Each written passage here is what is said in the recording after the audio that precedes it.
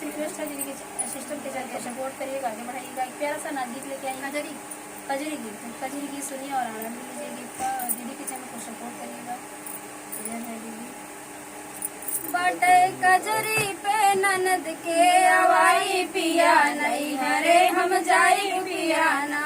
बटे कजरी पे ननद के अवाई पिया नहीं हरे हम जाई पिया ना।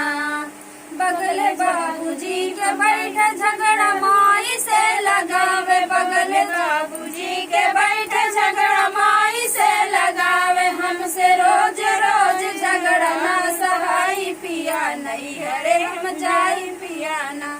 हमसे रोज रोज झगड़ा ना सहाई पिया नहीं हरे हम जाई पिया ना। बटे कजरी पे ननद के अवाई पिया नहीं हरे हम जाई पिया ना।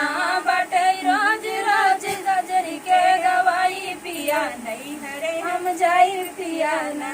बगल जेठ जी के बैठे झगड़ा जेठनी से लगावे, बगल जेठ जी के बैठे झगड़ा जेठनी से लगावे। हमसे रोज रोज झगड़ा ना सहाई पिया नहीं हरे हम जाई पिया ना। हमसे रोज रोज झगड़ा ना सहाई पिया नहीं हरे हम जाई पिया ना।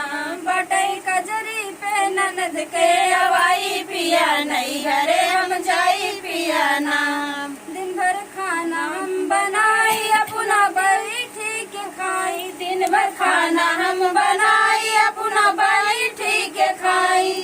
अरे हूँ खड़ी अंगने में घूम चलाई पिया नहीं हरे हम जाई पिया ना। खड़ी अंगने में हुकुम चलाई पिया नहीं हरे हम जाई पिया ना। बटे कजरी पे ननद के अवाई पिया नहीं हरे हम जाई पिया ना।